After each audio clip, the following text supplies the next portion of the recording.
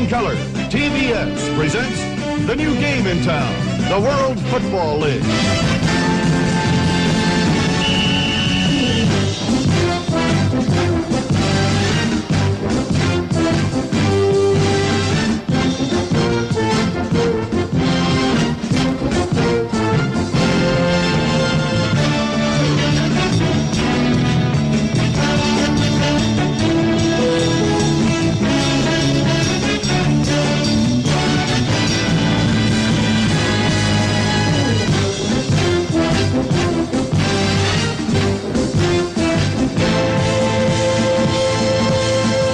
Tonight's game is brought to you by Chevrolet, whose 1975 roster features two new additions, Nova LN and the sporty Monza 2+2, at your Chevy dealers now.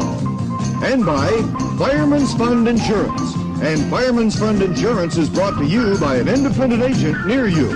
Look for his name in the yellow pages for auto, home, life, or business insurance.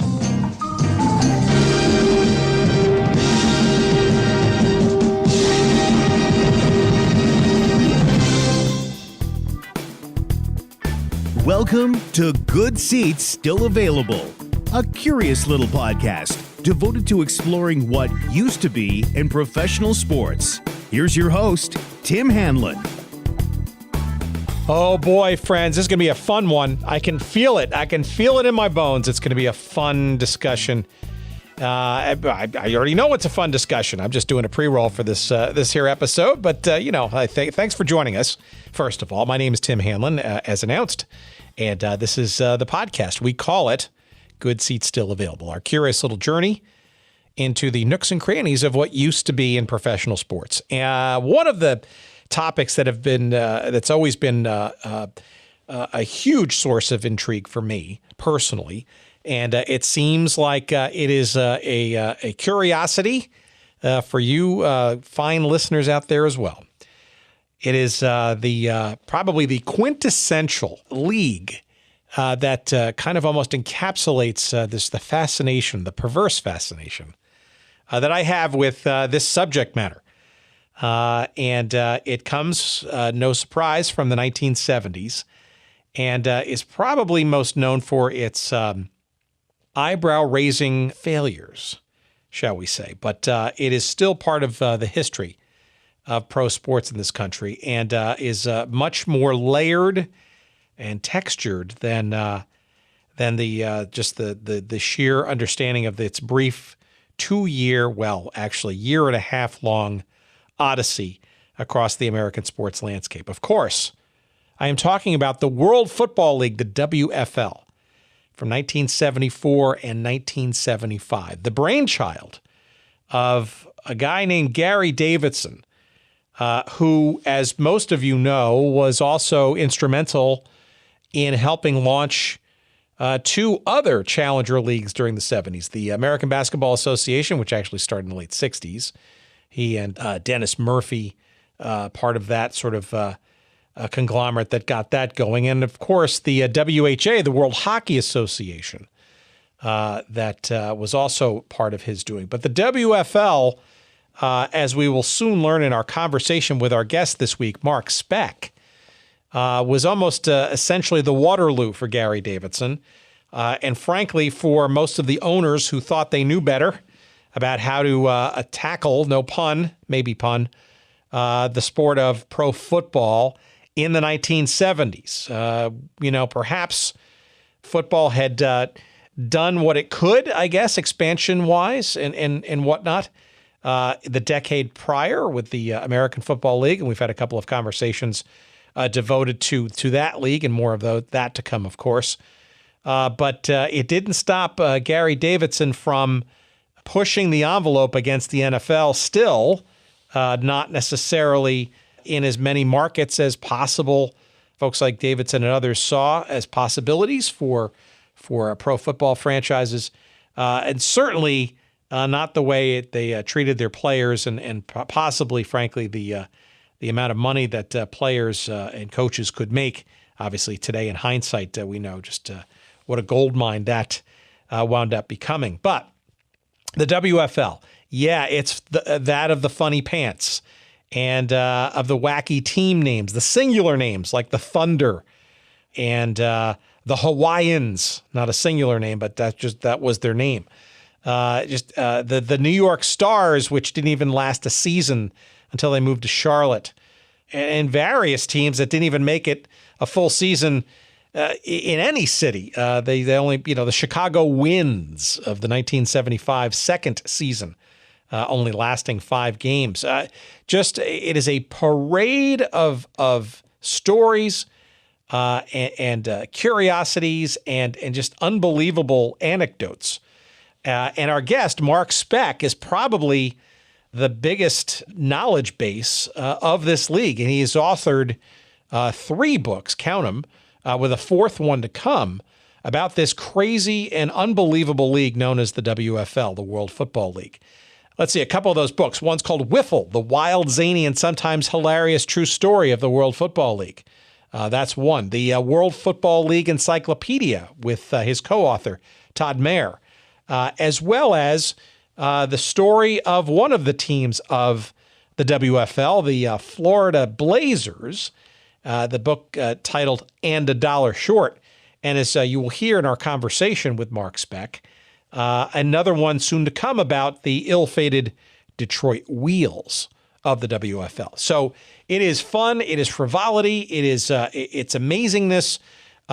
It's important stuff, but it's also a whole bunch of frivolity in between.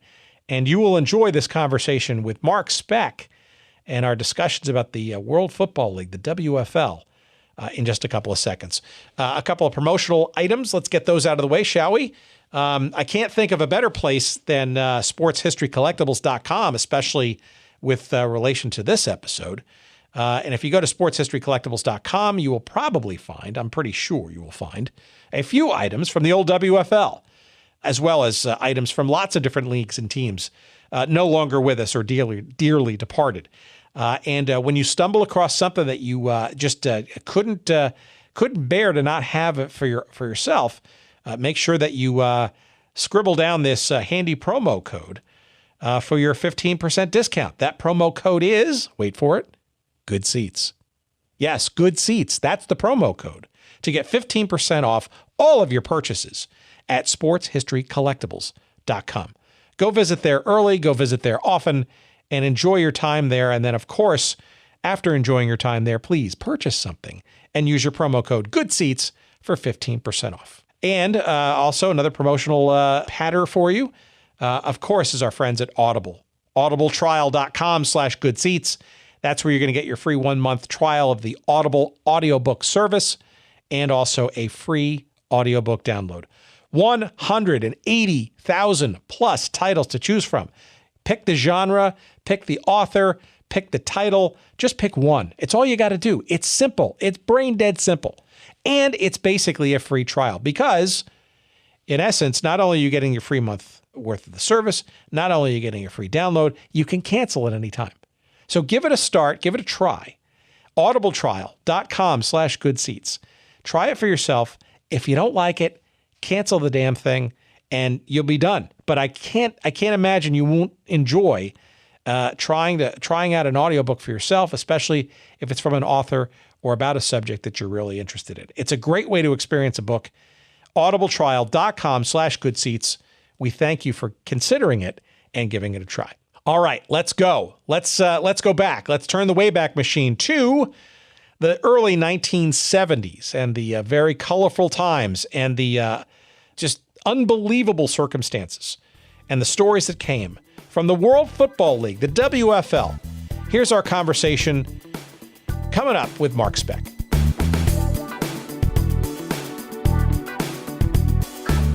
The WFL obviously is a curiosity that is endless for me, and it was a mere blip in my in my consciousness as a kid and growing up, and I was more of a North American Soccer League kind of aficionado. But it's the more one digs, and the more, even though it lasted charitably a year and a half in the 70s, if you could give our audience some sense of how you stumbled across this league and why it's intriguing to you, and why it's such a source of endless curiosity, I think, to people who are football fans and sports fans generally. Well, I've been always fascinated by rival leagues. That started with the AFL back in the 60s. Went to the ABA, the WHA, the World Hockey Association, and it was just a natural progression when the WFL started up. We all heard about it in 73, late 73, and in 74 it started up. And it was just another fascination to me.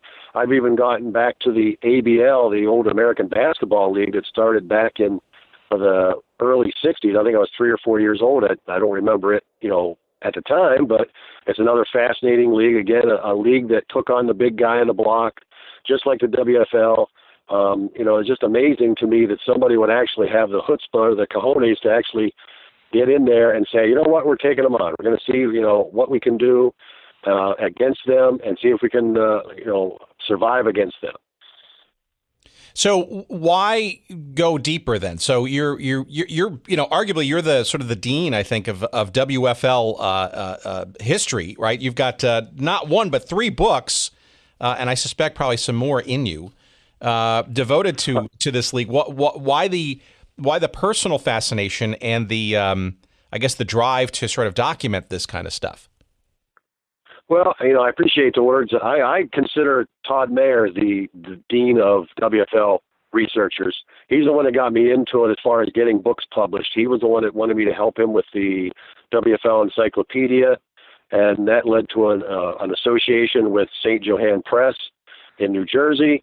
And Dave Beisel there at St. Johann has been able to, look into my projects, my weird ideas, and said, hey, let's go with these, because they go with slice of life kind of publications, books, that kind of thing. And whenever I got in there with Todd, he wanted me to help him, put together this encyclopedia, which we did. It all starts with statistics. I mean, there was no repository for WFL statistics at the time. It was really just NFL. The NFL encyclopedias really only had NFL.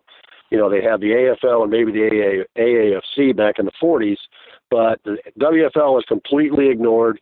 There was no way to look up these stats at the time. This was pre-internet. This was before, you could go into Google and look up stuff and look up things automatically. This was back when you were looking up old newspapers till your eyeballs implode on the old microfilm. And Todd got me started with St. Johann. We put together the encyclopedia, which was quite a task in itself, looking through the old sporting news, looking through the old game accounts, the old newspapers. We got that all done. We got it together.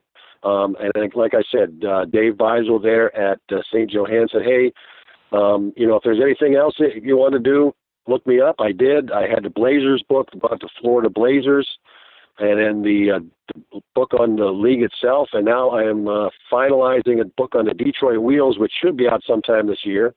Again, another great story from the league that I thought should be told, because, again, a lot of these stories were not told. The Florida Blazers, to me, was a great story, not just a football story, but a human interest story, a business story about how these guys put up with this, the players for the Blazers, the front office people, the coach, Jack Pardee and his coaches. They just weren't getting paid. They didn't get paid the last 4 or 5 months of the season, yet they kept winning games. They kept hanging in there. I think maybe they had 2 guys that quit, but the rest of them hung in there. They came within a point of winning the championship. I mean, to me, that is a great story that needs to be told, and it was told by me. And I'm glad that Dave there at St. Johann believed in it and went with it. So I was very happy with it, and I thought it turned out very well. And it's a story that needs to be told, just like the WFL. All right, so give our audience a sense of okay, so you figure out that the statistics thing is probably sort of the hook by which all of this, any of these sort of stories can sort of emanate from, right? And the absence of them, or perhaps the diaspora of them, or frankly, maybe even the absence of them altogether, perhaps because they weren't necessarily, recorded properly, shall we say, in the craziness of the sort of 2 iterations of this league. How do you start that process to find and get, I guess, trusted sources of data, and maybe walk us through sort of how you kind of pieced this, at least this encyclopedia with Todd together, and the stories that emanated in that process? Well, it was, like you said, it was a daunting task. My curiosity started when, I don't know if you remember the old Roger Treat football encyclopedia. It used to come out every year, and they would have the rosters for every team back all the way back in the NFL. Well, the 1976 edition had the WFL rosters in them. They had every team's rosters, and I was just fascinated by seeing that because I had never seen it before. I'd never seen those all before. Every team's roster, every player that played for that team, and that just got me started. And I kind of let it go while I was going to college in the early 80s, but then it picked up again. I think it was inspired probably by the USFL being around there in the mid-'80s. I thought, you know what, there's another league out there that, let's go with that. I was kind of debating between USFL and the WFL. And I at first was really into the USFL, but the more I read about the WFL, I said, we've got to really document this. This is something that needs to be documented. It needs to be remembered. It needs to be put down on paper somewhere. And Todd contacted, I met him through the Professional Football Researchers Association. He had published a book through the PFRA about the WFL. It was a kind of an encyclopedia. It wasn't quite complete. It had some game account or game accounts as far as what they were talking about, the games. They had a little bit of story about each team. I don't even know if he had rosters in it at the time. I think he had the games listed. He didn't have a whole lot of stats. So he said, let's do an update of this. And he talked to me. We got together. We exchanged information for several years back and forth. He would find something, send it to me. I would find something. I would send it to him. It was like, hey, I found this in the Charlotte newspaper. I found this even in a newspaper that didn't have a WFL team, like some newspaper in Tulsa or New Orleans or anything like that. Hey, I found this article. This has got stats in it. Okay, let's go with that. So it was just the idea of putting all this together, getting it, in some kind of a shape to where we had all the games, we had all the players, looking through transactions. I mean, at the time, again, a lot of the times they had, NFL transactions, but the WFL transactions, you'd find a few here and there, but that was it, not a complete listing. And, we're still working on that, but it was just the idea of finding team rosters. And then, back in the early 90s, I went to a sports memorabilia shop out in Arizona. I lived out there. And they had a 1975 WFL media guide, which I had never seen before. The guy didn't want too much for it. I bought it from him. It had all the stats from 74 in it. So that really helped us a lot to get that together, that we could start working on the 74 stats. And then we had several sources for the 75 and put them together. They were not covered as well. Sporting News had dropped their coverage of them in 75, so we didn't have that repository to work for us. So it was really tough to get to 75, but we did get it from a few sources. It was a daunting task, because like I said, you look through microfilm till your eyeballs imploded in libraries, down in the bowels of a library somewhere. And but it was worth it, because I think now we've got a pretty good documentation of the league. All right, so let's scene set a little bit, right? So we're basically going back to the early part of the 1970s, and as we've discovered in a lot of our conversations around various teams and leagues, right? This is the late 60s, the early 70s, and if you want to give the AFL full credit, actually going back to the early 60s, right? You had this sort of era of challenger leagues, to your point earlier, around just about every sport professionally, including those that were not necessarily professional sports to begin with in this country, like soccer. So in steps this concept of challenging the ever-growing and all-powerful NFL, perhaps once again. Maybe you can kind of scene set for us sort of what the early 1970s and leading up to the beginnings of this idea of what would soon become the World Football League for our audience. Well, it was pretty much one guy, Gary Davidson. He had started up the ABA, back in '67. Helped start up. He wasn't really a big player there. I mean, he was kind of the guy that had the idea, but there was other guys that really took the ball and really ran with it. He kind of had the idea, kind of was in on the groundwork of it, but he was kind of involved, but he felt like, hey, we're doing a pretty good job. The ABA was doing well, kind of. I mean, they had teams that moved, teams that folded, that kind of thing, but they were still hanging in there. Then he started up the WHA, where he was a little bit more of a player there. Him and Dennis Murphy, they really started up the WHA and in '72. Really got it going. Again, you had teams that had trouble. teams that folded, teams that moved, but yet they were hanging in there. And now he thought, hey, I've got two leagues, out there I can take to my credit. Let's take on the next one. Let's go on the NFL. So in 73, and he was going to start out. He was actually going to start in 75 because he really didn't have too much going on yet. It was just at the basics. But then they had an idea of another league was starting, a football league. He got wind of that, said, hey, we better start a little bit earlier. So then he decided to start in 74.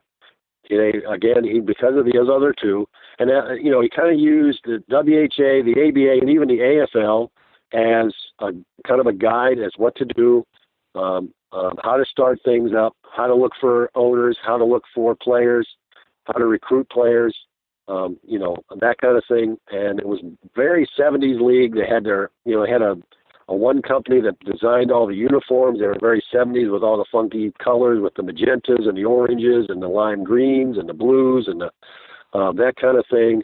So they were very 70s looking. They were very progressive looking, where the NFL kind of had uniforms they've been having around for years. People were fascinated by that. So it was just the idea of Davidson.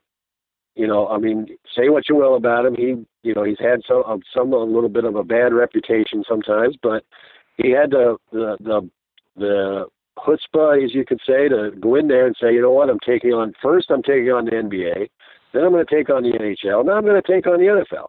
So, he had three leagues right there that he built a rival league against in a span of less than a decade. He started in 67 and the WFL came in 74. So in less than a decade, he started up three leagues by himself, So, it's amazing that he did that, but it was just, to him, the time was right. I'm not sure if it was or not. I guess it turned out that the economy was pretty bad, but, it was just something that he was determined to do, and he did it. Yeah, so the WFL, obviously, the starting of it and the history of it, of course, are inextricably, I can't even say that today, intertwined with that of the life and times of Gary Davidson. And Gary is absolutely somebody that is on our short list, as is Dennis Murphy. Now, whether the two of them individually or separately or combined are willing and able to chat with us, but you can't think of two more seminal guys sort of behind sort of that zeitgeist of challenging things. And you can look no further than this out-of-print book, which I'd love to somehow figure out a way to get republished, is almost sort of semi-autobiography by Gary Davidson, which I'm sure you're familiar with, called Breaking the Game Wide Open. Right, yeah. A book that he wrote that is woefully out of print, but I'm staring at a copy of it here on my desk here on our little podcast headquarters. And chutzpah is a kind word, but if you think about it, right, and Sports Illustrated back in 1994 did, I think, the top 50 sort of seminal sports executives or people in sports that changed things for better or for worse. And number 39 is Gary Davidson, rather surprisingly, I think, for most sports aficionados. But if you look back, there's a lot of reasons for why a WFL was to challenge the NFL, right? And some of that had to do with how players were treated and or contracted, the freedoms or lack thereof, the markets, frankly, that the NFL was in or not in. Lots of, in retrospect, it seems obvious now, but some of the reasons for why trying to tackle, shall we say, no pun, the NFL and trying to, in his words, break the game open in senses and create new business opportunities where, for whatever reasons, there were none, and arguably because of leagues that existed that were not necessarily open or willing to rush into the future that quickly. Yeah, the NFL survived the merger with the AFL. They thought, okay, we put that behind us. Now we can kind of catch our breath, and they kind of stagnated a little bit there in the early 70s. A lot of their, it was still like a 3 yards in a cloud of dust kind of a game. It wasn't wide open. I think in 72 they had, if I can remember correctly, they had like 20 1,000-yard rushers and only 2 quarterbacks that threw for 3,000 yards. So, I mean, it was really a ground-based league. And Davidson said, we've got to, like you said, break the game wide open. It was probably a good title for that because he wanted to get a league that had more passing, had more offense, had a little bit brighter look to it. And that was what one of their lines was, that, a whole new look to the game when they started out. So it was just the idea of, the NFL's kind of grown arrogant. They're kind of, the fat cat now. Let's kind of shake them up a little bit. They installed all these new rules. They moved the goalpost up to the goal line or back from the goal line. And it had all these different rules that helped the offense. And lo and behold, the NFL adopted them about a few months later, the same exact rules, a lot of the same exact rules. Now, they didn't have the action point. They didn't, change the touchdown from 6 to 7, and they had the 1 foot for the receiver in bounds to catch a pass, but they didn't adopt those. But a lot of the same ones that the WFL had, the NFL adopted. So you're right there. You're already making, an impact on the professional game by saying, we're going to make these rules. And then sure enough, the big guy on the block, the NFL, adopts a lot of the same rules. As far as markets, you had, they went into Memphis, they went into Birmingham. These were markets that were not tapped by the NFL. They played some, exhibition games there every once in a while. But, now you've got the team in, Tennessee Titans now. They had a team in Jacksonville. Now you've got the Jacksonville Jaguars. Birmingham still doesn't have a team yet, but a lot of the, Hawaiians don't, but they play the Pro Bowl there every year. So it's, a lot of their markets were the untapped markets that really did well, and then eventually went into the NFL. So, it's just the idea that they did shake up the game. They did make a difference. He did make a difference. The ABA kind of changed with the 3-point shot. They had the dunk contest, which now is on the NBA, the All-Star game every year. That started in the ABA. At WHA, he had all these, new markets there. So, he was one of the, it was surprising because a lot of people probably didn't know who he was at the time in 1994, who Gary Davidson was, didn't know him from a hole in the ground. But he did make quite a difference there in the late 60s and early 70s in 3 different sports. And some of that is still being felt today. So circa 73 or so, right, you also had apparently some rumblings of labor strife in both, not just the NFL, but also the CFL. Was that part of the rush, I guess, perhaps to move up the timeline from, I guess, the originally envisioned 1975 to a season earlier? And was that we know why perhaps that was not necessarily the right thing to do, but it seemed to me that helped sort of force things to move a little bit quicker than maybe was originally planned. Oh, I think so. I think Gary Davidson had his hand on the pulse and knew that there was a labor agreement that was supposed to be ratified coming up in 74 in the NFL. The CFL also had a strike there in 74 at the same time the NFL did. So for a while there, when they started playing in the early part of July of 74, they were really the only game in town. The NFL was on strike, no freedom, no football. They had the T-shirts. They were all on the picket line. The CFL, a lot of their veterans had walked out. So right then, I think that had to play a part of it. I think you're right. I think Davidson knew that. He said, hey, this could give us a foothold, give us an idea of getting in there and getting a kind of a niche for ourselves. While those guys are out on strike, we can go in and start playing games. The people come out to see us. They want football, and they don't have it with the NFL. They don't have it with the CFL. This could give us a little bit of a foothold with the American public and even the Canadian public. So Davidson had a reputation, and we kind of broached on a little bit, as a bit of a hustler. And if you think about it too, right, Dennis Murphy and all the other guys, you could even go back to, to some respects to Lamar Hunt. And they all have to have an element of hustle, shall we say, in their DNA, right, to get these things going. Maybe you can give us a little bit of a sense of how Davidson et al. Got the original investors sort of behind him and involved, right? Because it's one thing to have the idea. It's one thing to have a couple of successes underway. But, at the end of the day, it comes down to selling the vision and getting some folks to buy in, literally and figuratively, to that vision. Do you have any sense of how he went about and with whom he brought into the mix in the early days to sort of get this idea up and running before even hitting the playing field? Well, I think what helped him was the other two leagues, with the ABA, WHA, really helped him to get out there and, start putting some feelers out there, see in some of these markets who he could contact to get together with, get the owners together, find the owners. He had a lot of them were his friends, his associates. He had Steve Arnold, who originally was in Memphis, then moved to Houston. He was a buddy of his. He had a couple other ones, and then he found John Bassett, who was a great owner. He was going to go into Toronto, but then the Canadian Parliament made a fuss, said they were going to ban all kinds of American football, and they didn't want him up there, so Bassett moved his team to Memphis.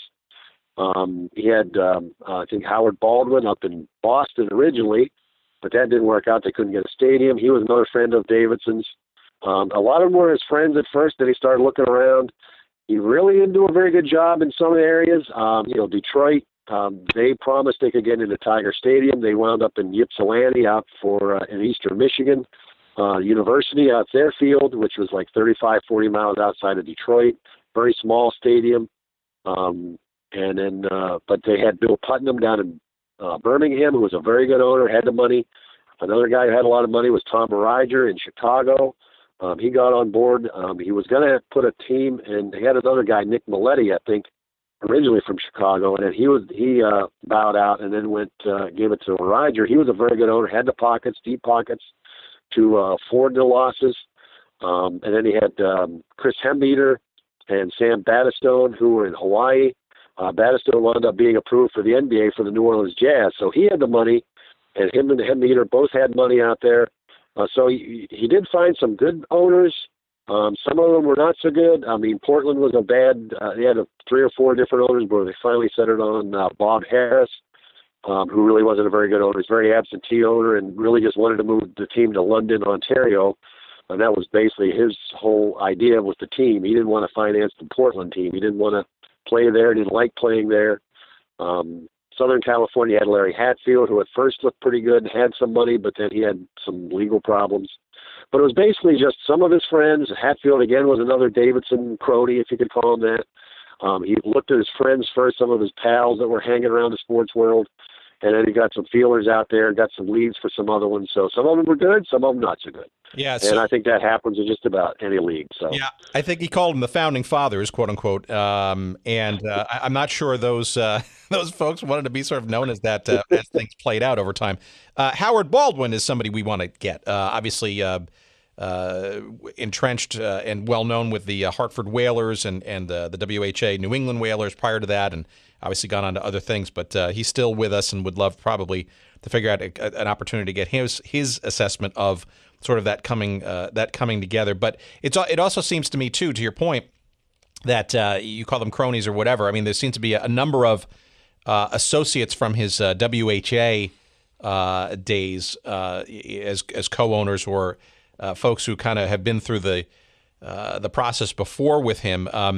But so it also seems to me too that there were just a number of people that almost even just fell out of the whole process even before the league began. I read a little story about the Philadelphia franchise that Davidson was trying to get, and this guy Harry J. Katz, in essence, there's he finally discovers, Davidson does, that Katz is under a lot of various lawsuits. Same thing with Bud Hutchell, right? That I guess was originally going to get the Detroit franchise, but once he discovered late in the fact that Hutchell apparently had been arrested something like 30 times or so and was under 27 or 28 lawsuits of his own. What was the vetting process, right? Because aside from the folks that maybe Davidson had worked with before, which you could argue, had given them some kind of filter as to the veracity of those folks, where are these other characters coming from, and how does he, frankly, some of these franchises, and as we'll find out in a few minutes, right? He didn't sort of understand the depth of some of the shadiness of some of these characters. He was lucky to get a few of them out before things started, but he clearly didn't get them all. I mean, Right. what's going through his mind, and or how does this stuff even come about? You know, how do you even get into the conversation and into the room without sort of being found out beforehand? Yeah, I don't know. I mean, I guess something as mundane as a background report, I guess they just didn't want to do. I guess they just didn't bother with it in some cases. You said Hutchell up in Detroit, he called up Davidson, said, "Hey, I'm interested in putting a team here." Davidson said, "Sure, yeah, okay, sounds good." And again, like you said, he had, I don't know, something like 30 arrests. He had a lot of shady dealings with people in the area up there. He had lawsuits against him, creditors, hounding his door. And finally, what as it turns out, as it comes out in my book, he went to another group who was interested in the team, and they said, "Okay, we'll let you join our team, and you can be in our group, and we'll give you this job, and all this and that." And it turned out they didn't, they reneged on all the promises. And the group that it turned out to own the team wasn't much better than Hutchell was. Again, you talked about Katz. He was a very good example. He didn't have all the money. It was his father who had the money. He was basically one of these, rich sons that just kind of hung out and said, "Oh yeah, okay, great, yeah, I'll do it." And he had no money. And he got out of there. But, again, you have to weed out these people. And, unfortunately, a lot of times it didn't happen. You had Bruce Jelker, I think, up in Portland, and one of the owners, he owned the Saddleback Inns. He just didn't want to get involved. He just kind of held on to the franchise for a while, but he said, "No, I don't want to really be a part of this." And he got out and went with that Bob Harris, who wasn't much better. It was just an idea of not doing a background check, not vetting these guys in a better way at the beginning, at the startup, and avoiding these problems that hounded the team all the way, from that start to the end. So it was just an unfortunate thing. But again, you've got to do your homework. You got to do your background checks. You've got to do your vetting and check out these people beforehand, and then try to get to go. He did, like I said, you had Bassett, who was a great owner, wound up in the USFL as a great owner, had the money, had the way to spend the money. He wanted to spend the money, ran a first-class operation, very good owner. Putnam was a very good owner in Birmingham, but he got bankrupted by all the NFL players that he signed. He had to have all these signing bonuses that he had to hand out, and that bankrupted him. They led the league in attendance, but because of all these signing bonuses, it wound up bankrupting him, and he had to bow out then for the second year. So it was just,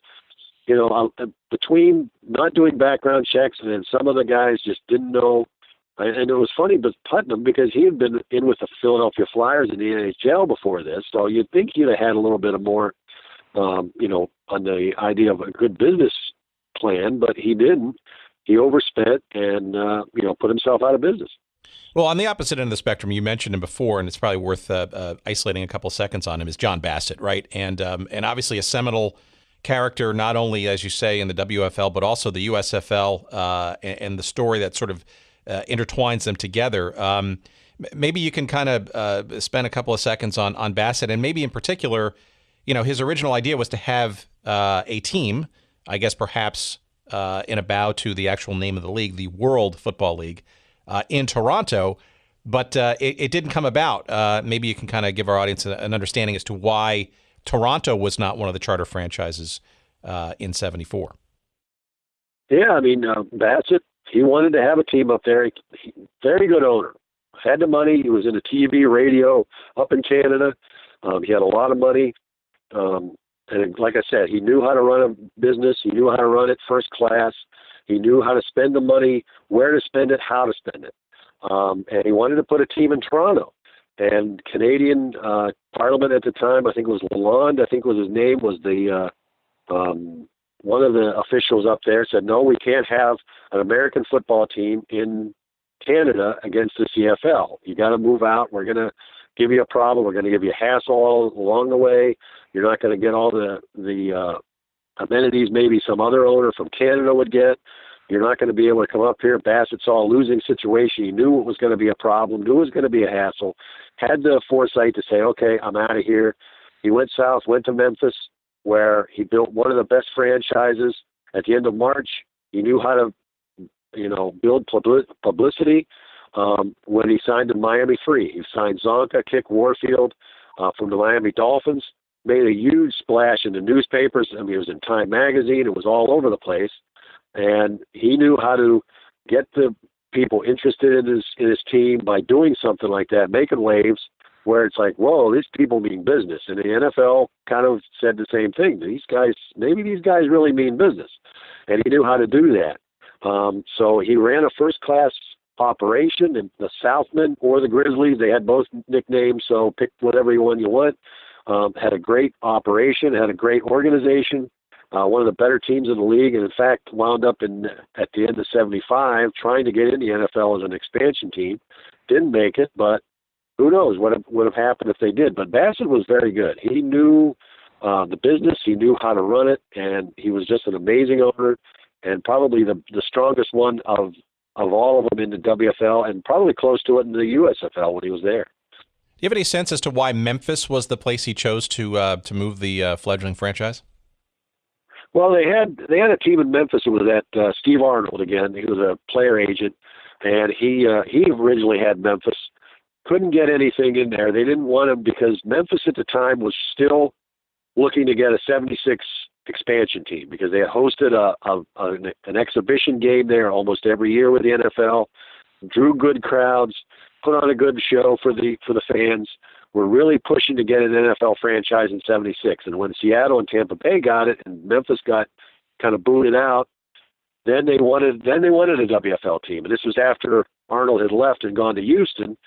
Then now all of a sudden, oh, wait a minute, we want a WFL team. We didn't get an NFL team. We're tipped off. Now we're getting a WFL team. They called Bassett, contacted him. A lot of the civic leaders, the city leaders said, hey, we want a team.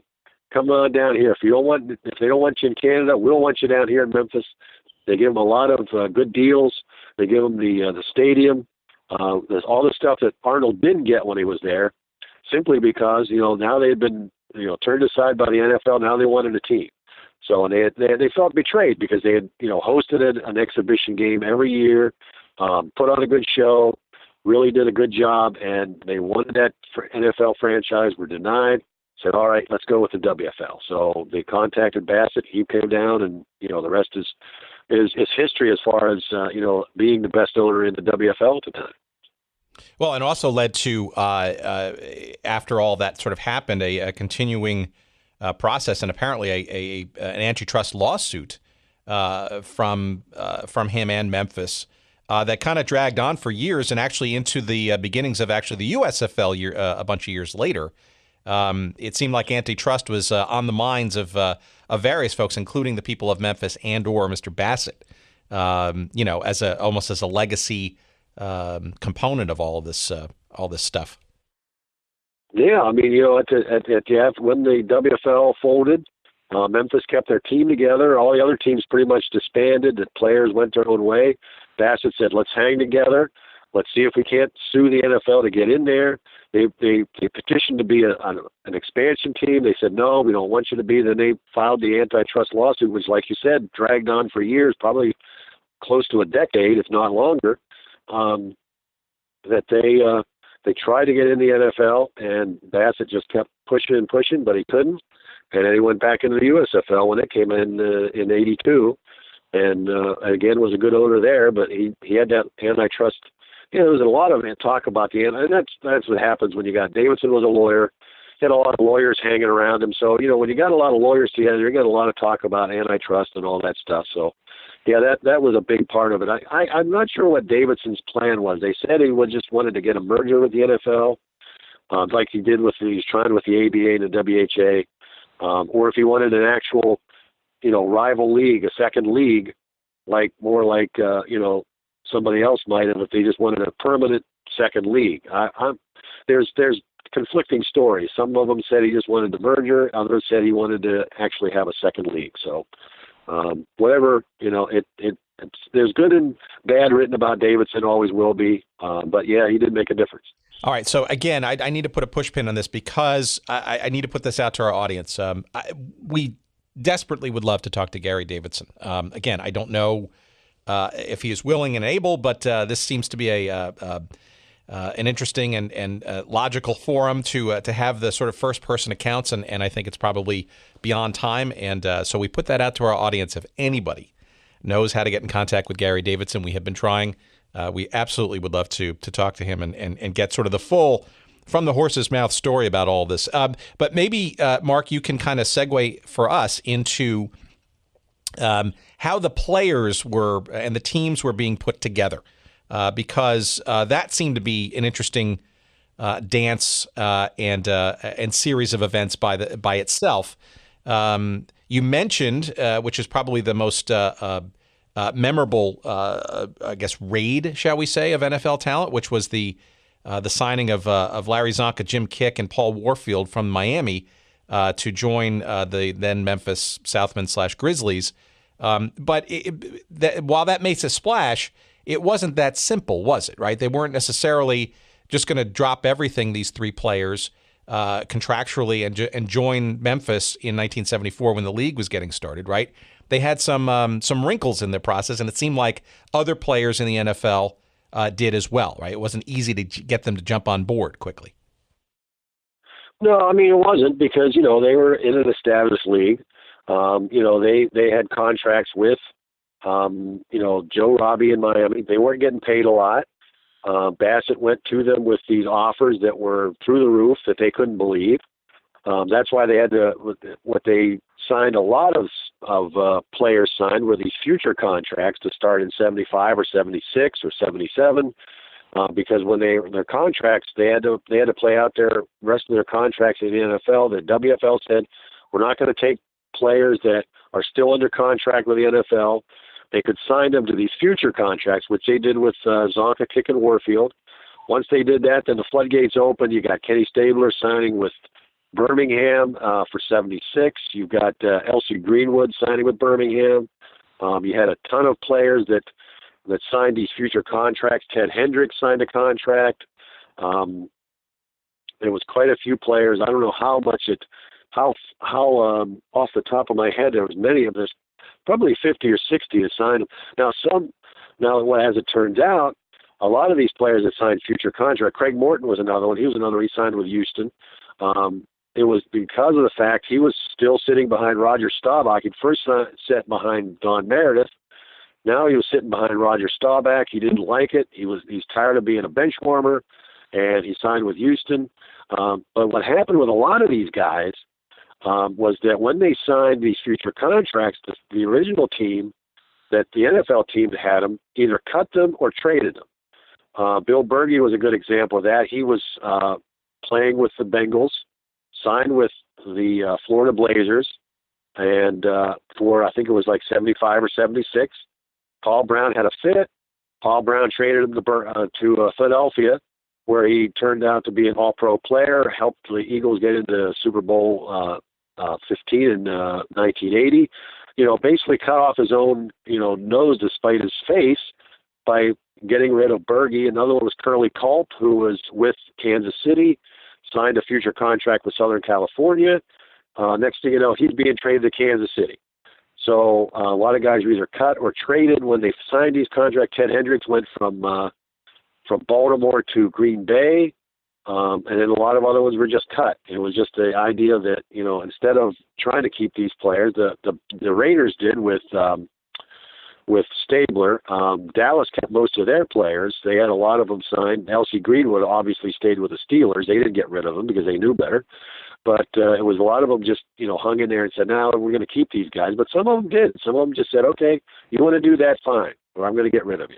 And they basically, just out of spite, and they basically shot themselves in the foot because, again, Berge was a great player. Curly Culp wound up in the Hall of Fame. You trade these players because they signed a future contract. It's kind of a not very good business, not very good football sense to do something like that. And the ironic thing was that Culp was traded for John Matuszak, who wound up having about a 7-play career in the WFL in 74 with Houston. So that's another story, but it was just kind of ironic that Culp was traded for Matuszak, and then Matuszak was the one that wound up in the WFL.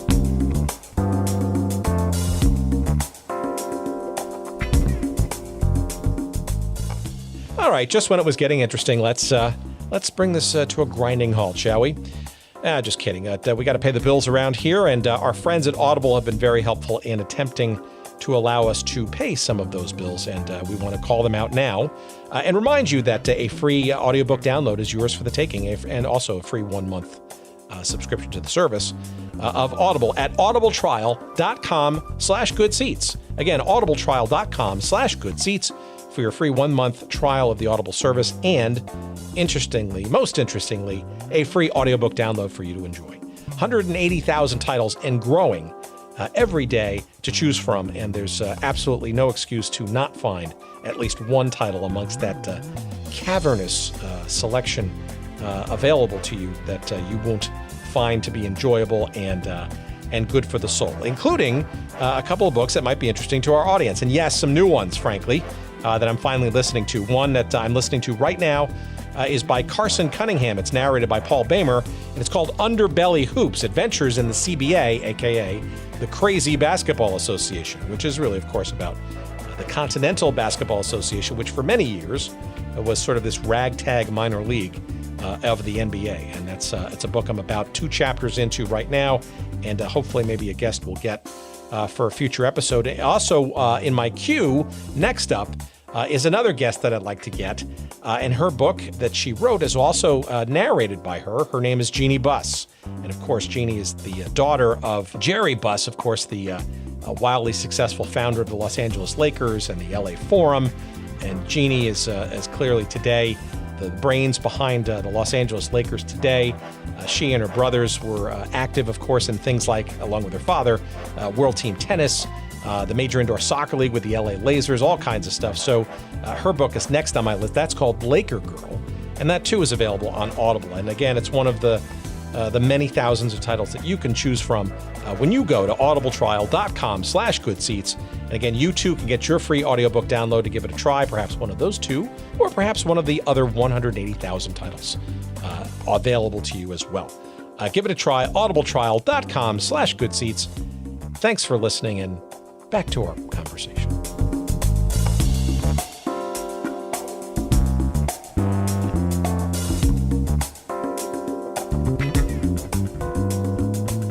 Well, let's talk about Matuszak for a second, because it's an interesting little anecdote there that if you remember that he's famous for or infamous for, and maybe is a microcosm of the WFL altogether.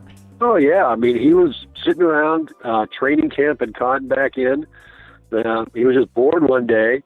I guess he didn't really like Sid Gilman too much. He was a coach at Houston, the Oilers. That's who he was with at the time. Said he found him and Steve Arnold, who was, again, the owner at Houston, somehow found a loophole even big enough for the twos to get through. But I don't know if they did or not, but they made noise that they did. He signed a contract with the Houston Texans while still under contract with the Houston Oilers. So he wound up going to the one game when they played the New York Stars in the Astrodome. He was there on the field, got into about 7 plays, and there was and Matuszak said he looked over on the sidelines and saw this looked like a posse waiting for him over there with all these sheriff's deputies. Didn't want to go to the sidelines, I don't know how he was going to stay in if the offense was in the game, but he finally went over to the sidelines. They served him the restraining order right on the sideline. Him and Arnold looked at it. Yep, it was legit. He couldn't play anymore. He walked off the field waving the restraining order in the air with the fans or whoever was there. There weren't very many, as you know, of course, because Houston didn't draw very well. But there he is walking off the field with the deputies waving the restraining order. His career lasted 7 plays. But it was, again, another one of those weird, wacky, wonderful stories that came out of the WFL was Matuszak's was probably one of the craziest ones. Babe Parilli, he was coaching New York. He said, I've never seen anything like that. Here comes some sheriffs coming out and serving restraining order right on the field. Never seen it. That is insane. And, I guess what they had happened was the sheriff wanted to catch him in the locker room, but missed him. And so they had to do it on the field. So they just made it even more crazy, more wacky. But that was the WFL. Well, all right, let's talk about the season getting started, right? So players are found by hook or by crook. And the plan was for 20 games, right, for a regular season, which was significantly longer than the NFL's, which I think at the time the NFL schedule was 14 regular season games, and I think if I'm not mistaken, they did 6 preseason games back then. Yep. But the WFL went for a 20-game regular season with really no official sort of exhibition games. So perhaps maybe give us a sense of sort of how the league was set up for play, when it was going to run. Obviously, it was going to be starting in the summertime, and then overlap into the NFL as the fall sort of got on. You maybe a sense of the idea behind how many teams in the play and what 74 was shaping up to be on the field. Yeah, I mean, they wanted to get a jump on the NFL. They wanted to get a jump on the CFL, start their season early. They started in like the early July. I think it was July 10th was the first game. They wanted to get ahead of the NFL, get a foothold in there before the NFL and the CFL started up. Most of the players they got, there were a few big names, but a lot of them were unknowns. They were, minor leaguers. You had semi-pro guys. You had guys right out of college. You had people that had been out of game for a while. It was just whoever they wanted, whoever they could get to sign.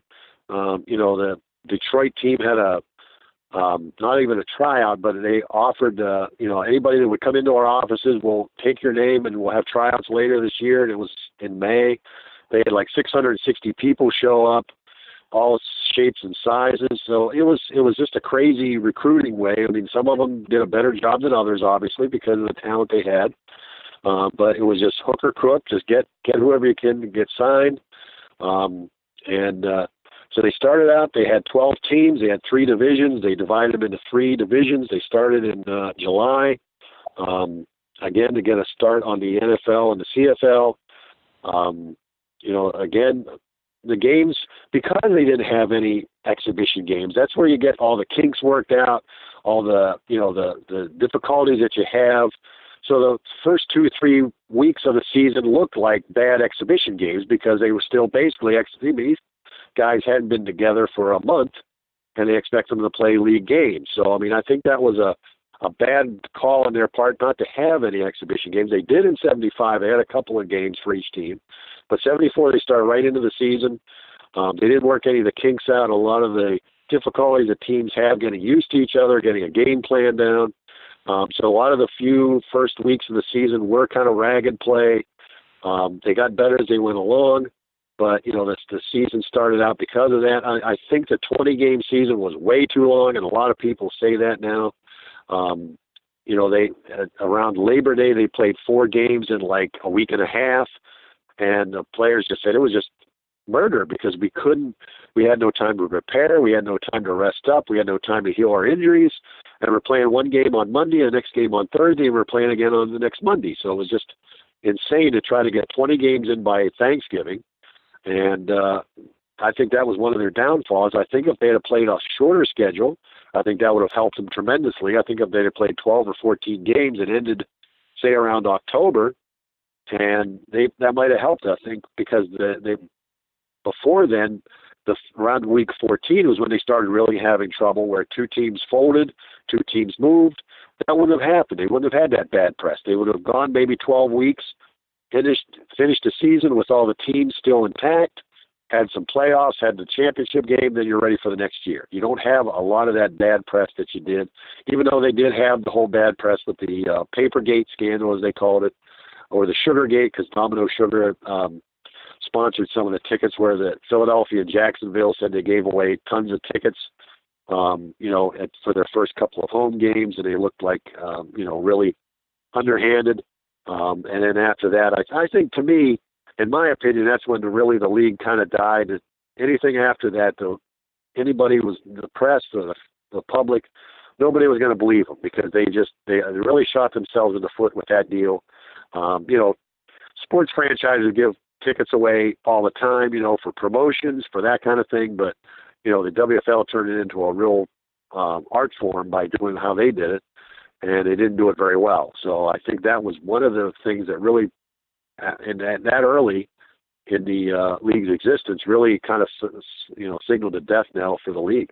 Well, obviously hindsight's 2020. So, and we'll get to some of those shenanigans in a second. But I guess 2 sort of obvious questions, maybe. One, why no exhibition games, right? And then number 2, the scheduling apparently was a lot of the games were scheduled for midweek, And I guess maybe, which doesn't seem logical or make a whole lot of sense given that, weekends might be greater attendances and summer is one thing, but, in the fall, probably a bit different. I guess maybe the third question is, why not the spring, right? That's an obvious hindsight question. But we'd have no competition really directly, right? Why not sort of bump it up to what obviously the USFL figured out later on was maybe a more virgin territory, shall we say, that was bereft of football professionally versus, say, late summer and then almost semi-directly competing with the NFL later in the season.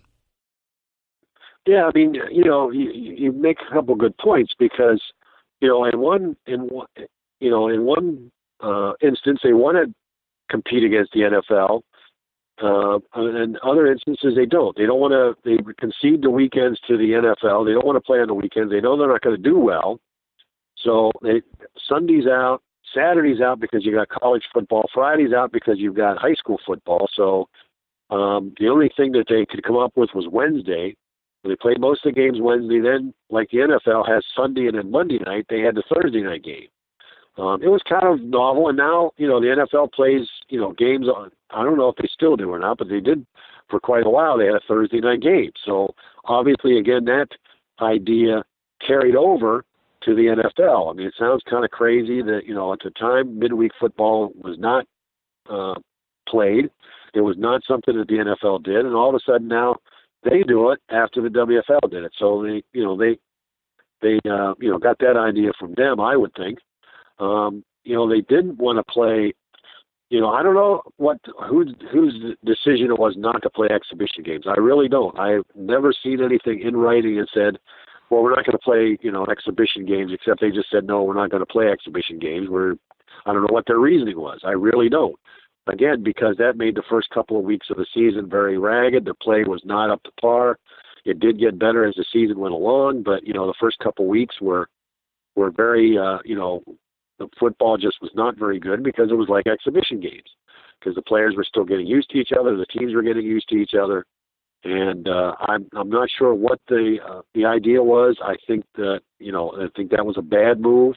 Again, they rectified that in '75 they did play a couple of exhibition games, but for '74, I don't know. I think it was a bad decision. I think the 20 games were a bad decision. So it was not, again, they made some good ideas that the NFL took and ran with, but a lot of them were just ideas that just went nowhere and didn't help them and didn't benefit them. Well, let's talk about those first few weeks, right? So you mentioned some of the crowds, a number of them inflated, but it did seem, though, right, out of the gate, and including a nationally televised broadcast on the TVS television network, that this was a very interesting and perhaps in its beginning forms, successful endeavor. You had a number of debuts with some substantial crowds, and the first couple of weeks looked like it was a pretty compelling shot across the bow, so to speak, right? So maybe you can give a sense of sort of those first few weeks and then perhaps how those first few weeks began to unravel publicly. Well, yeah, they did. I mean, Birmingham had, I think, 53,000. Jacksonville had something like 60-some thousand. Philadelphia had 50,000. I think Memphis wound up with somewhere around 39,000.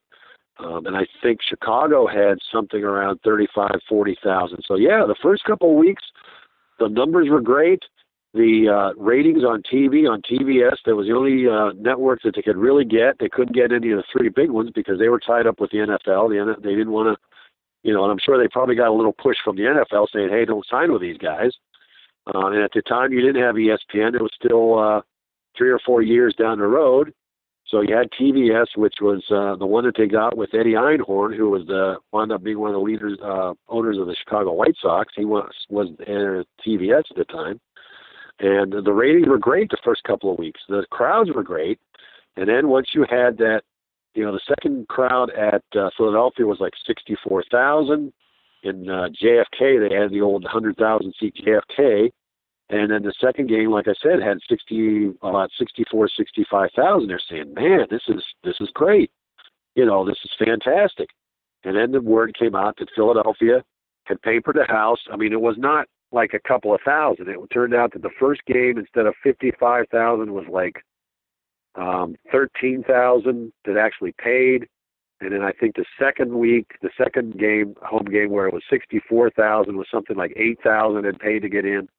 And it was really, very deep discounts. So it was really it wasn't just a case of a couple of thousand tickets. That to me really hurt the league.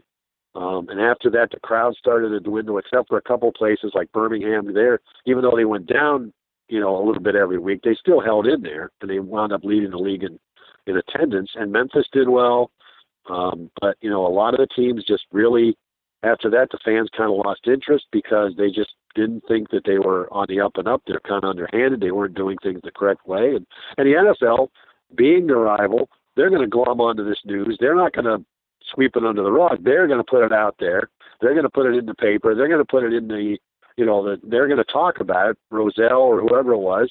Yeah, hey, look at what these guys are doing. Go with the NFL. We've been here for years. We've been here for over 50 years. We're established. We don't do this kind of thing. Look what these guys are doing. So they're not going to, not going to take advantage of that, and they sure did. So again, that didn't help the WFL either. Do you think the NFL was actively working behind the scenes to bring this issue more to the forefront, and make an issue of it to injure the credibility of the WFL when maybe it might not have been such a big deal, at least it seems to me. And I, occasionally I see, at least a few years ago, there's a document that apparently was purportedly written as a research project for the NFL about the WFL and the people behind it and the money behind it. And it was on eBay. Some guy made a copy of it. You could buy it on eBay for a couple of bucks. It really seems to me like there was some real intrigue and real, I wouldn't call it espionage, but who knows, at the NFL offices about sort of how to, not only monitor what was going on in the WFL, but potentially figure out ways to undermine it. And it seems like this was a spark that became a conflagration, perhaps fanned by some of the elements of the NFL. Oh, sure. I mean, I agree with 100%. I believe that the NFL was working behind the scenes, whether it was, I don't know, like you said, intrigue, espionage is kind of strong words, but yet they really did all they could to kind of undermine it. These stories were in every newspaper in the country. I mean, it wasn't hard as, it was like I said, Papergate scandal, Sugargate, whatever you want to call it. Of course, everything was Gate because this was right after Watergate. And, they made sure that these stories got out there. I mean, I think there was a story I heard where the owner of the Eagles went down to talked to the IRS, that's who found out about the papering of the house in Philadelphia. He made sure that he told them that, hey, you better watch out. There might be something going on. I think they didn't sell all these tickets. And sure enough, when they went to collect the tax money, which should have been on 60,000 people, it turned out to be like 20,000. So, I think that behind the scenes, I think they did. I think they went to the press with stories. I don't think they made up stories because the WFL was doing some things that, on their own to shoot themselves in the foot that didn't work out well, that the NFL just, took it and ran with it and said, hey, look what these guys are doing. They don't know what they're doing. They don't know how to run things. And I think that really hurt the WFL. And, who can blame them? I mean, if this is a rival league coming in here, they don't want them in here. They're driving up salaries. They're driving up tickets. They're hurting their product. And they don't want them around. They don't want, they don't want them, signing away their players. They don't want them losing players to this league, driving up salaries, and losing our profits. And they don't want them around. So, it's any kind of business. It's kind of like what I equate now. If you look on the internet, and if you're looking for a hotel or a place to stay in a city, and you see a lot of negative, they have like these, rating places, and a lot of it, you take them with a grain of salt, because are they rival hotels that say, hey, go and write this on the internet and say this place is a bad place to stay? I've had instances where I've stayed in hotels that were wonderful and that got terrible ratings. So I mean, where is this coming from? Is it from the other owners, just like the NFL? Hey, we've got these bad stories. Let's keep running with them. Let's keep them, fan the flames, so to speak, and just keep them in the press, in the public's eye, so that people start losing interest and start losing confidence in the WFL. Well, it seemed like it did have an effect, right? Because based on my recollections and my investigations, right, it looks like the televised broadcasts did quite well in the first couple of weeks. Obviously, the enthusiasm, but then obviously it turned, and it turned pretty quickly and pretty dramatically towards the downside, where, after frankly 6 or 7 weeks, you had some really serious house on fire issues, including teams that were already perhaps initially wobbly were now starting to really show cracks, to the point of even a couple of franchises talking about and actually then following through on actually moving in the middle of the season to different cities. So maybe you can give us a sense of sort of how this unraveling started to play out, both on the team level and the league level and the television level. By the way, for our audience who haven't heard, if you have not heard our episode number 26 with former TVS producer and director Howard Zuckerman, I highly encourage you to give a listen to that one, where he talks about a couple of different situations where they were going from, once going to a city to get ready for the next week's game, and then being told that the team was either folding or moving to another city. They had to literally stop in their tracks and go to another city. Amazing stuff. Yeah, I mean, I've even read that on, if you've ever read Alex Hawkins' book, his second book, when he was the color man for TVS for the WFL.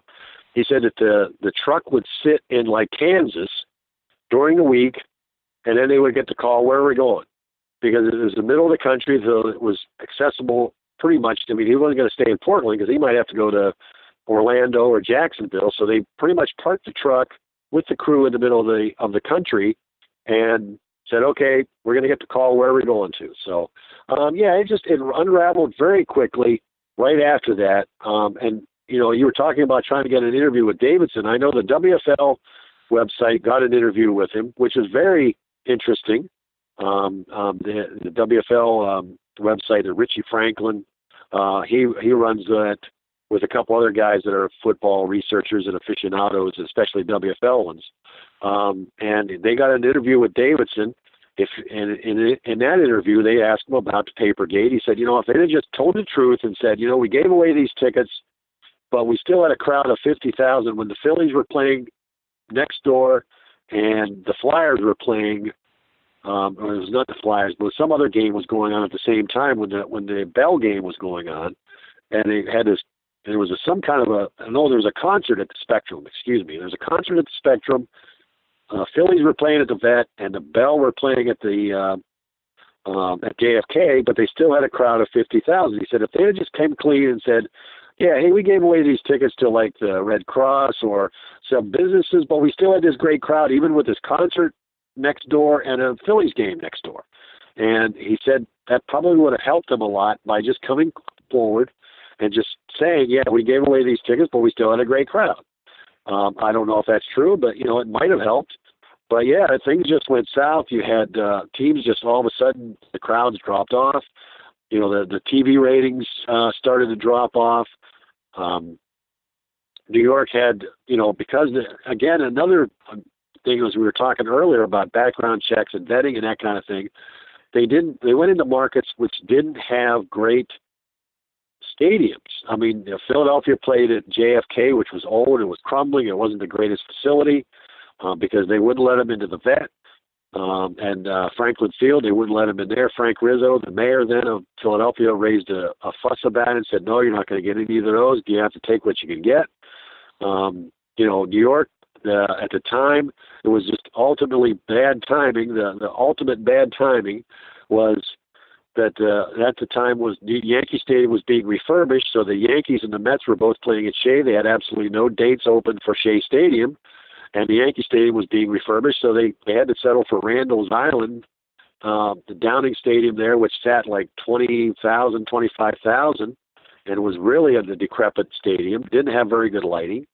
So they started losing money. They were the one of the team that wound up moving. They moved to Charlotte. And in Houston, even though they had a great facility there with the Astrodome, they couldn't draw any fans. Steve Arnold had put enough money in and said, okay, I've had enough. I've dumped enough into this. I'm out of it. So they wound up moving that team to Shreveport, Louisiana. Even before they had an owner pick, they just moved the team to Shreveport and said, okay, we're going here. And then they wound up with an owner, but they didn't have one when they moved. They did draw better crowds there, but, again, you're talking about Shreveport. Orlando and Jacksonville, I think they were way too close to each other. If they just had one Florida team, I think they would have been a better situation instead of trying to have two teams so close to each other. Portland had a soccer stadium, which, the first time they laid it out as a soccer field by mistake, and they had to hurry up and lay it out as a football field for the Storm's first game. Some of the teams, like I said, they had good facilities. The Southern California Sun played in Anaheim at the Big A. Chicago had Soldier Field, which was good. Birmingham had Legion Field, which was a very big stadium, so they had a good facility to play in. Memphis's team, their stadium was very good, but Orlando's was the Tangerine Bowl, which is nothing what it looked like now. I think it sat like 18,000 people. It was very small.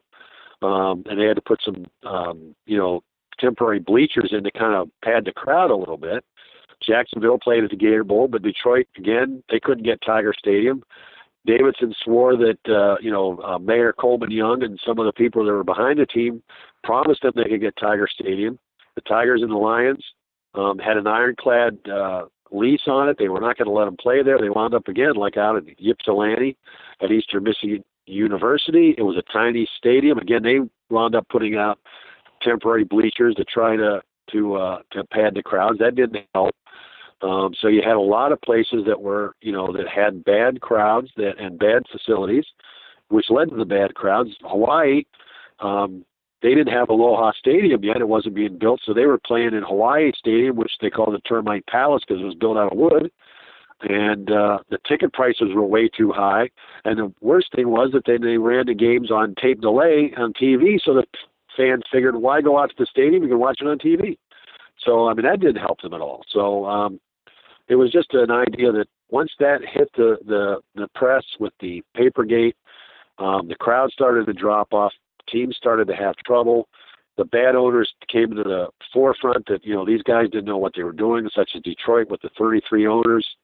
And nobody took command of it. That was the problem. And you have teams, even up to this day, that have multiple investors and multiple owners that are in there, but you have one guy at the lead.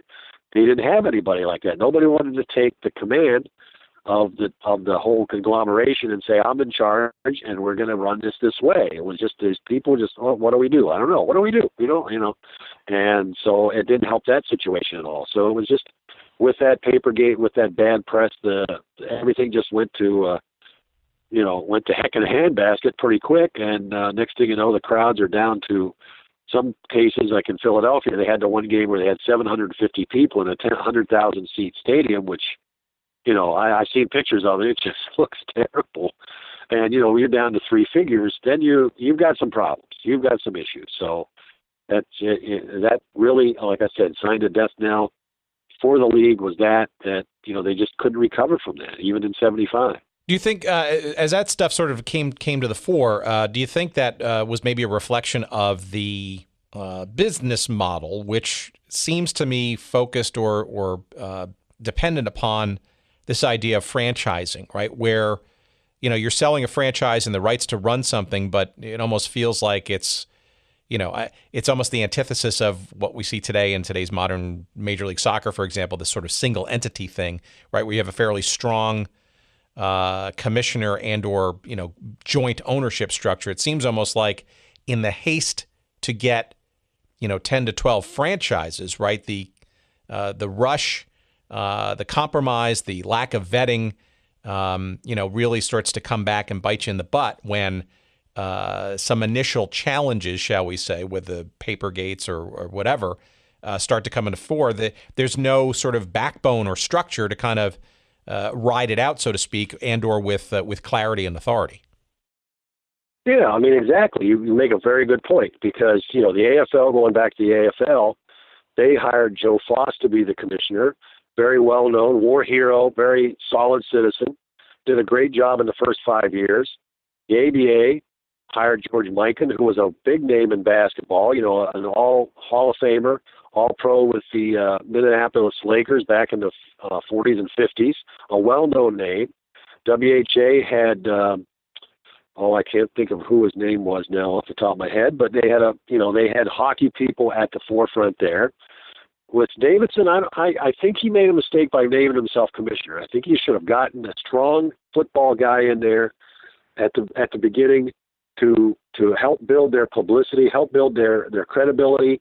I think their credibility suffered with Davidson. I think he got a little bit ahead of himself.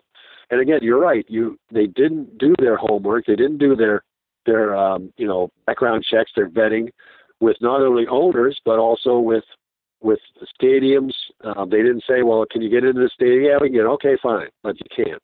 And the owners, they got lucky with several of them with men like John Bassett, but a lot of them were people who had no idea how to run a football field or a football organization or a football team, and it showed. It really came out then, because then those stories, once they got the stories of the phony attendance, then all the other stories started coming out, and the NFL again glommed onto all of them and said, "Hey, look what these guys. They don't know what they're doing in Detroit. They don't know what they're doing in Orlando. They don't know what they're doing in Philadelphia or in Hawaii or in Southern California or whatever." And you've got all these these owners that if they'd had a strong central figure and strong ownership, and maybe not had as many teams. And I've heard several interviews with former players and former personnel from the league who said we should have had 8 teams and about 12 games. And we would have done much better because that would have weeded out the bad owners. You still had maybe 8 strong owners that could have survived, that could have withstood the financial losses they were gonna have, but they were gonna have them because it's a startup league. Any league that's starting up is just going to have losses. It's a given. It's a known fact. You're going to have to be able to survive that with a big outlay of cash. If you don't have that cash, that operational cash on hand, you're not going to survive. And a lot of them didn't. A lot of them just had so much money. I think it turned out that Detroit, they had a franchise fee. They never even met that because the owners put in I don't know how much it turned out to be, 10,000 each. So it was like 300,000 or something. It was like half of what they were supposed to put in. They never got all their money from them because even though the people running Detroit, say like Marvin Gaye, who was part of it, Esther Edwards, who was part of Motown Records, were smart business people. They were smart business people in their given field. They were now thrown into something they had no idea what they were doing. They didn't have any idea, any experience running a football team. I mean, the one story from Detroit was that the one owner said, hey, they were trying to figure out where to have training camp. They said, well, let's put them in tents on Bell Island, which is a city-owned island. And they just pitch tents and, make s'mores and sing campfire songs. And they're saying, we can't do that. But that story came out. And when they took it and ran, look at these guys. They're building tents to put their players in for training camp. And we have them in dormitories and colleges, and they wound up there. They did wind up in Eastern Michigan, but yet that story came out. And of course, something like that, people are, rolling their eyes and wondering, what is this league all about? So when these crazy stories came out, they were like, oh, the credibility isn't there. So, they said, well, we've got the NFL already. What do we need this second league? And I think that's what a lot of people thought. Well, and with Houston moving to Shreveport, and Shreveport not being sort of the most major metropolitan area, shall we say, the Stars moving to Charlotte, right? And then you have a couple of weeks later, the league, whatever backbone or spine it had, literally pulling the plug on both Detroit and the Sharks. I guess it was about 14 games into the season. So, now you had teams actually just folding all together. So maybe you can kind of give us a sense of sort of how all that stuff not only unfolded, but then what that led to for Davidson, because he didn't last much longer. So Davidson got booted in, I guess, October of that season. I'm just curious as to how that sort of all comes about, right? Because it's obviously unraveling in public. How do you sort of survive and hold on and try to keep at least a season going?